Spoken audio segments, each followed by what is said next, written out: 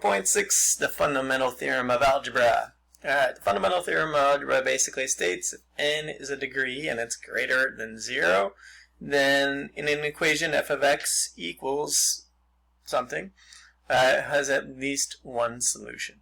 Alright, so what this is saying is basically, or this corollary is saying is basically that if I have a degree of 17, then I have 17 solutions. If I have a degree of 5, then I have 5 solutions. Alright, so if I look at concept 1, finding a number of solutions, all I have to do is look at that lead coefficient and the degree, and I have 3 solutions. Alright, if I look at the second one, what's my degree? 4. That means I have 4 solutions. Alright, let's get on that. Concept 2, finding the zeros of a function. Alright, so I basically have 5 solutions, and I am going to use, since I have 5 terms, that P over Q.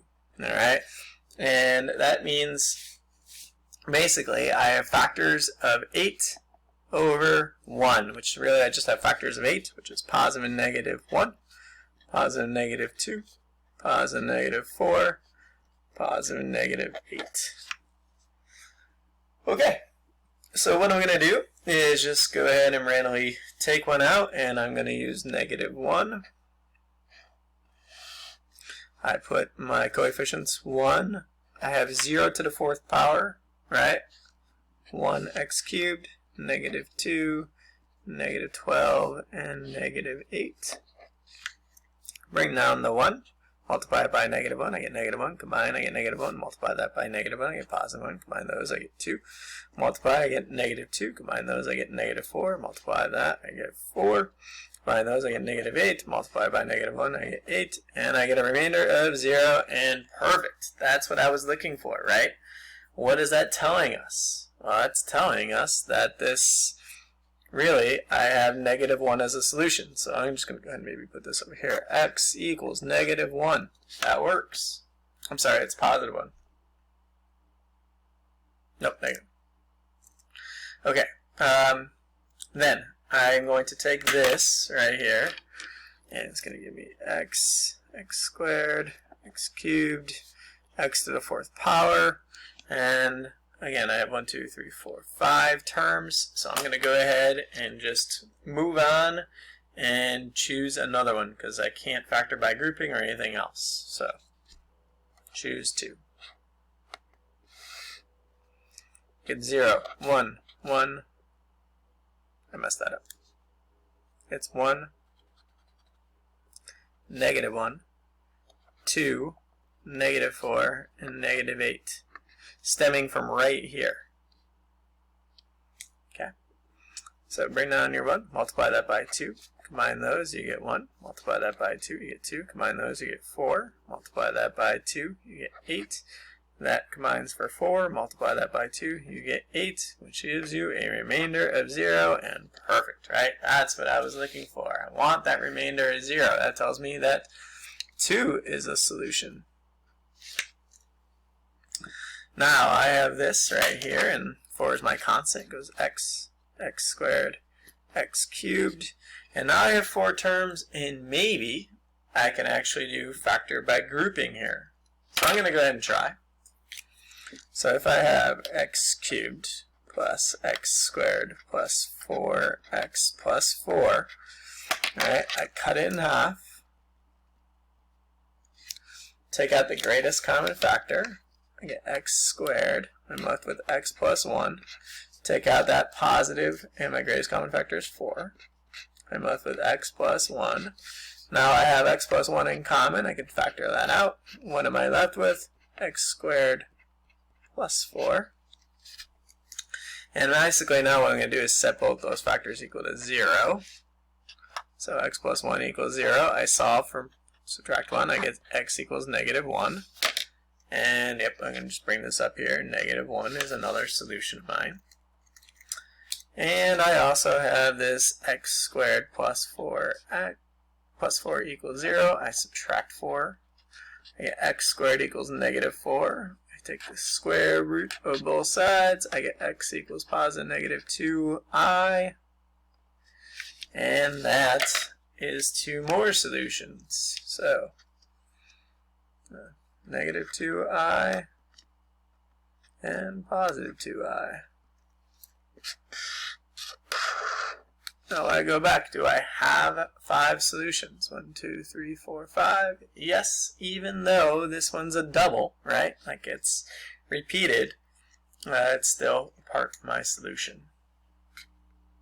Zoom out there a little bit.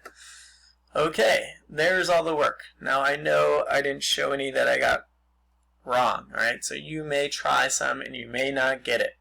You're looking for a remainder of 0, and if you don't get 0, then you just try another one. Okay? Alright, flip it up and try number 3. I'm going to show you the answer here in just a second.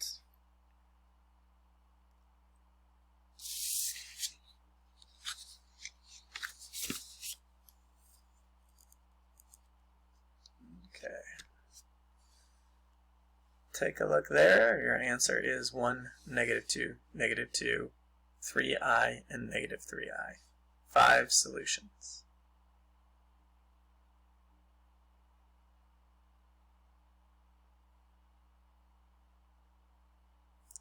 Go ahead and pause it if you need some more time to look at it. I'm going to go ahead and do number 4.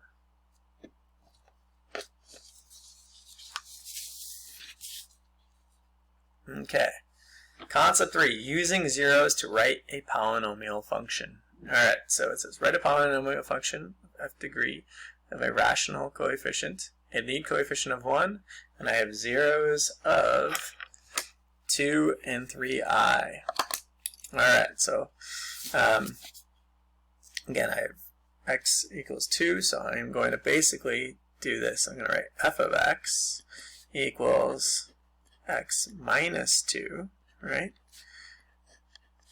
I have x minus the quantity 3 plus I, but I also have to go back to what we did before in 4.5 in that irrational conjugate theorem, and I have to do x minus 3 minus I. Alright, and now again what I'm going to do is I'm going to multiply this all out. So I am going to distribute that negative sign in there. And that will help me with some shortcuts. Okay, so I don't really need the brackets. So I'm just going to make it x minus 2 in parentheses. And then I have x minus 3 minus I. And then also x minus 3 and then plus I. Okay, and again, I'm going to even just kind of, I'm just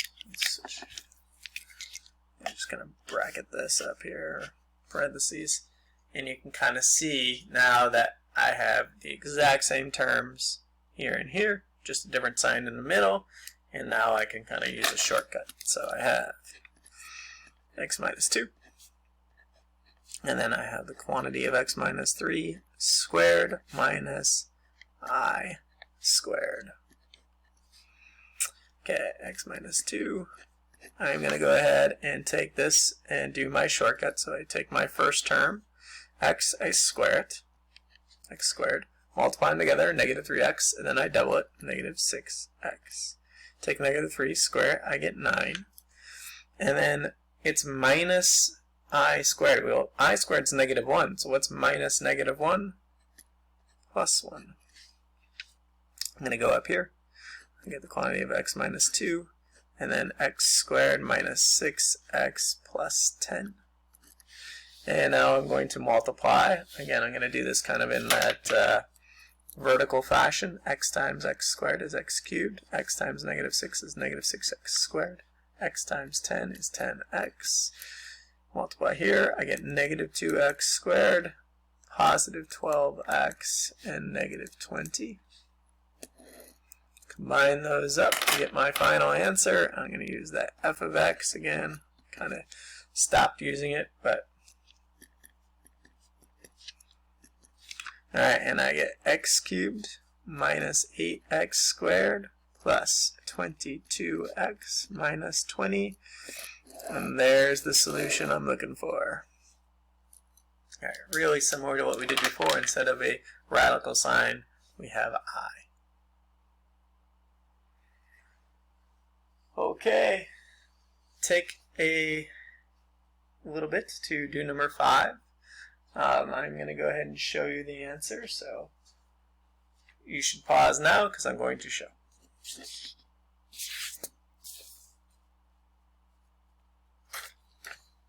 Okay, and there is number 5, and that is all she wrote.